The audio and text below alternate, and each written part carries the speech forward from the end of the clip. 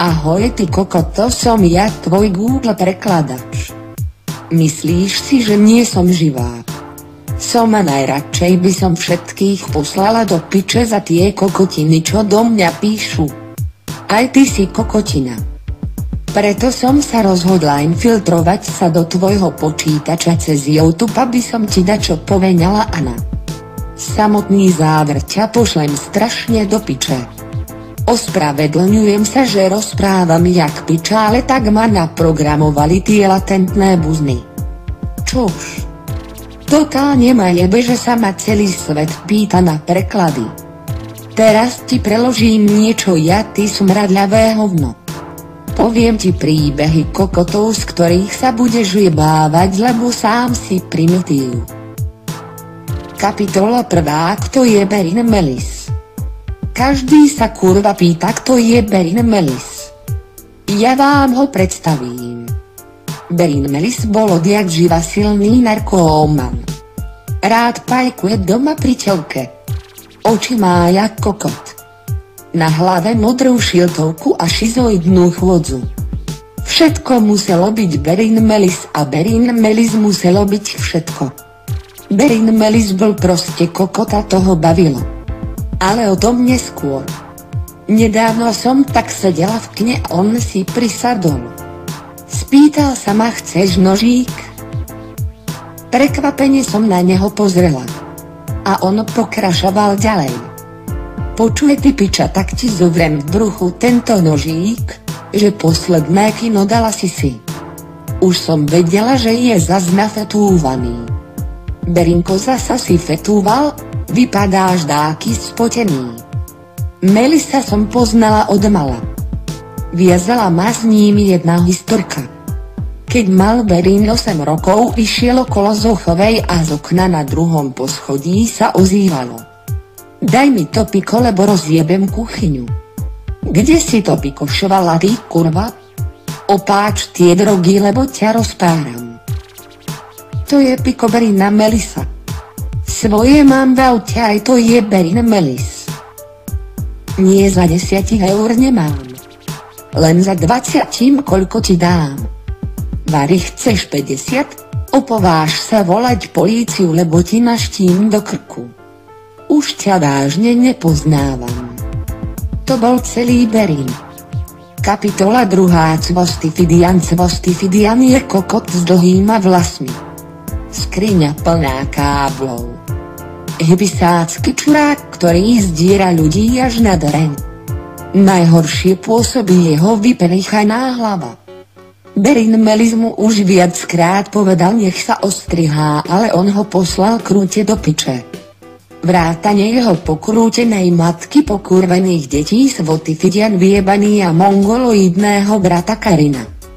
Parina. O Parinovi inokedy.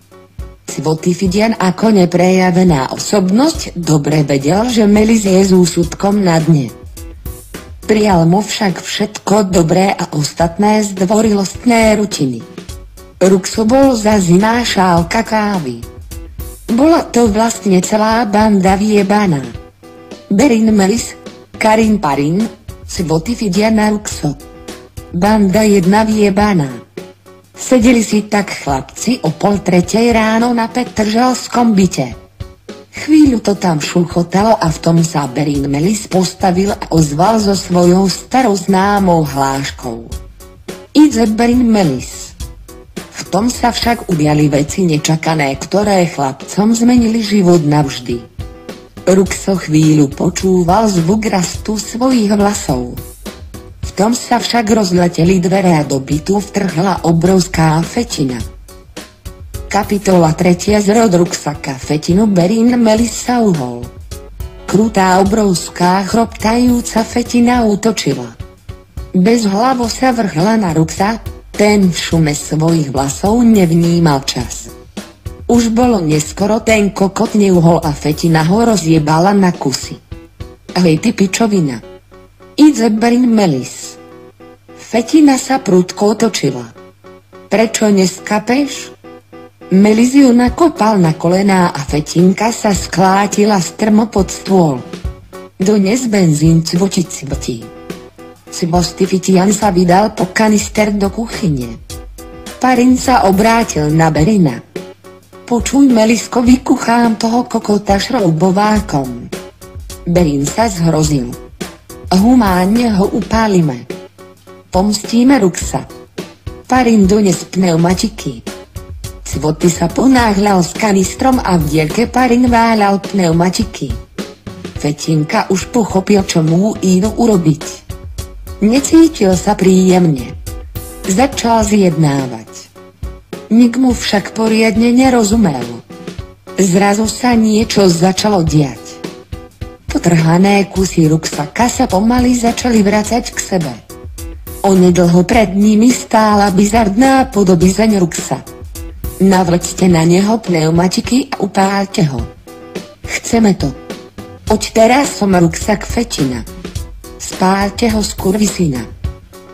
Kapitola 4. Doležal. Antonín Vrecko doležal. Bol to sused Berina Melisa. Žil skromným životom, no napriek tomu to bol čurák. Karin Parin, ako si nechával hovoriť, trpel obsedantnou psychózou a bol mierny reumatik. Často mu jebalo nepredvídavým spôsobom. Raz jedno nedeľné ráno si povedal, že sa ide prejsť. Bol to podivuhodný sociopat. Pred bránou na zemi našiel malú sekerku. Povedal si: kurva, trebalo by ju vyskúšať. Obzrel sa naokolo a zbadal klauna v McDonalde. Teba si rozsekám. Povedal si v duchu a chceme to. Vykročil a začal si pískať dáku pičovinu, čo počul ráno v autobuse, čo si púšťal smradľavý vodič. Idze Berin Melis. Doležal mal tajnú brigádu ako klaun v McDonalde, čo Parin netušil. Vykročil k nemu s provokačným úsmevom. Doležal mu podal balón. Parin zvolal: teraz si ťa rozsekám, ty červeno-žltý pičus. Hamba, čas teba narobím a albánsku rodinu nakrmím. Doležal zvierajúc v ruke malé ukulele, mu nabil dvakrát na papulu, no nestačilo. Parin mu jebol sekerkou rovno na hrtan, až tak, že doležal spieval stupnice. To Karinovi nestačilo stále. Vytrhol zo zeme dlažobnú kocku a ubil toho červeno-žltého píčusa tak, že mal diery v hlave. Parin čo chvíľa zistil, čo za pičovinu vyviedol a dal sa na útek. Kapitola 5. Karin Parin. Parin bol z celej bratislavskej bandy najviebanejší. Cvotiho brat Parin nebol ľudí nejako zvlášť obľúbený. Vždy si robil z každého drsnú píču a preto ho nik nebral vážne. Tváril sa, že hrá na bicích, ale bol to len zákerný chudák s podlými rysmi. Bol to skrátka mongoloid. Po incidente s Doležalom sa ten kokot schovával na Pražskej v starom baráku. Parinovi to zajebalo a spomenul si, že má ešte jednu dávku LSD. V dielke bolo počuť policajné sirény a Degeško si uvedomil, že ho majú. Rýchlo jebol do seba papierovú známku a rozhodol sa schovať v starej vodárne v Pivnici. Asi 15 minút sa skrýval v hrdzavej diere, keď mu matroš začal šľapať. Začal mať spocené pazuchy a realitu vnímal len okrajovo. Z nenazdajky sa mu v priestoroch vodárne začalo čosi vynárať zo steny. Niečo ako časový portál, ďalej len žiariaca pičovina. Ty kokot, kam to ide, povedal si natripúvaný Parin. Koniec prvej časti. PS. Počkaj, čo ti urobím s počítačom, keď ma nepošleš ďalej. Premením ťa na Berin Melis. Pokiaľ máš dáku vtipnú historku, napíš mi ju na berinmelis@gmail.com. Všetko malým a spolu ty trúba. Hahaha. Tvoj viebaný Google prekladač. Idze Berin Melis.